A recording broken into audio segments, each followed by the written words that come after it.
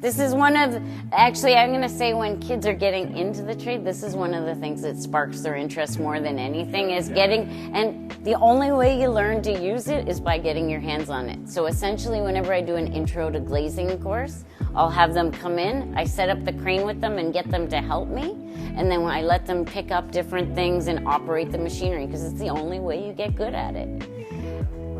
Absolutely, and that's the beauty thing about a trade is you go in and you're getting paid while you learn, as opposed to, you go to school.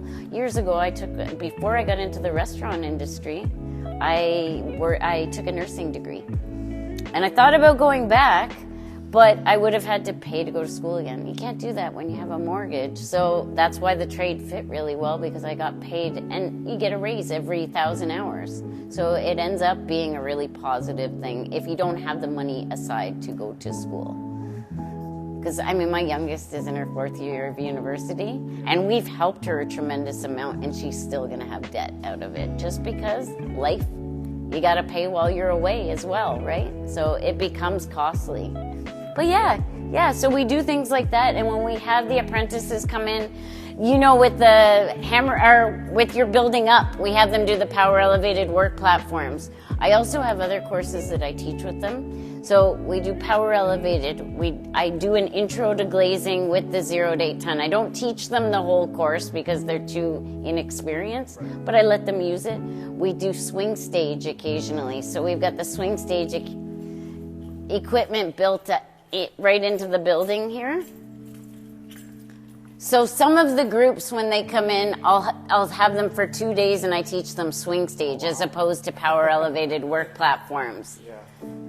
So they get the opportunity to put the whole outrigger beam system together. They inspect the crane, they get up on the crane, and they learn all of the theory behind.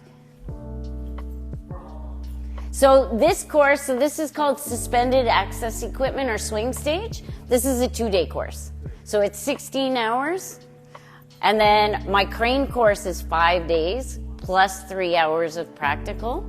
Hoisting and rigging is generally a 2-day course, and that deals with being able to pick things up on a site. So how you put together the loads and things like that so that you do it safely. They learn how to do knots and how to rig equipment.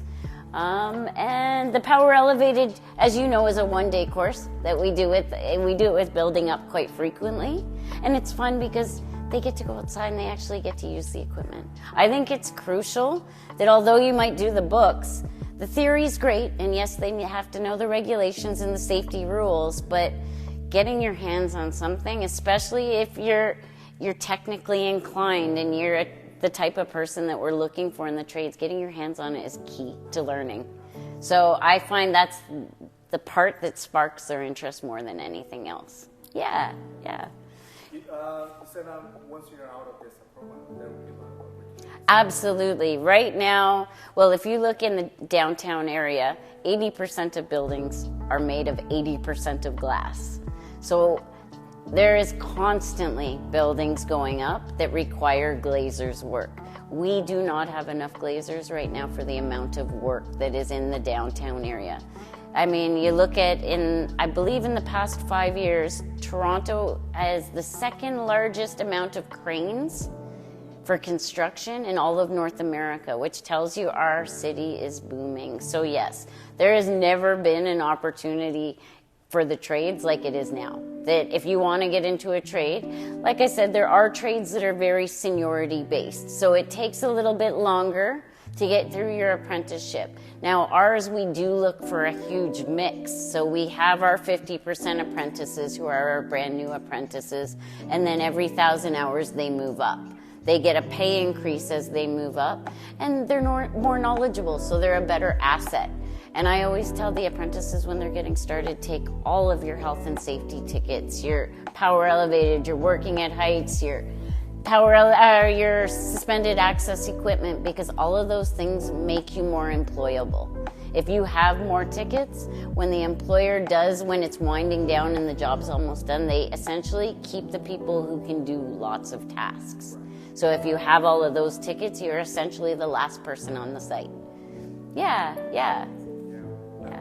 One of the most important things for trainees is get hands-on experience right away. Absolutely, absolutely. That's right. And like I say, with some of the groups that come in, we do the set safety courses, but I like to do intro to glazing courses too, where they just get their hands on cutting glass, sandblasting, because that sparks your interest in an individual trade. It's one thing to have an instructor like myself or Mike stand up at the front and say, oh, we deal with glass and metal. But if you don't actually touch it and get your hands on it, well, yeah, okay, I look at windows. There's a bit of a disconnect. As soon as you can connect with them and have them actually put something together, that's where it sparks the interest. And it's a great trade. Yeah, for sure. What my Alan asked me this morning is that would there be any specific qualifications or requirements to doing? So to be a glazer, you definitely have to be comfortable at heights. So I would say yes, so you have to be comfortable with some amount, because yes, there is always ground crews, but remember windows sometimes go up as high as 75 floors. So there has to be a certain comfort level. I will say that if you're not 100% comfortable though, that does build in time. I mean, when I first got started, I would be nervous on one of these machines. Now I can stand at the edge of a 75 floor building and I'm okay. But I'm used to it and I know how to work safely. So I know that what I'm doing is going to keep me safe. And that's it, is building knowledge so that you feel confident in what you're doing. Because although people always think, well, I don't know anything about it, you're taught. You're supposed to know before you do. And if you don't know, you're being put with a journeys person who's going to show you how to do it. So you're never left on your own just to figure it out. You're supposed to be taught thoroughly before you do it. And that's what the acts and regulations say. So yeah. If you don't mind, would you let us know about the May? Oh, absolutely. So I don't have the exact dates, but we have a Women in Skilled Trades pre-apprenticeship, and that is run in conjunction with the YWCA, so they do the registration for it. I do know we have available seats, and so that's for our commercial, and it's the commercial paint and decorating program. So that's a 6,000-hour apprenticeship. The pre-apprenticeship is 10 weeks, and you do 8 weeks of health and safety and level 1 of your painter and decorator apprenticeship ticket.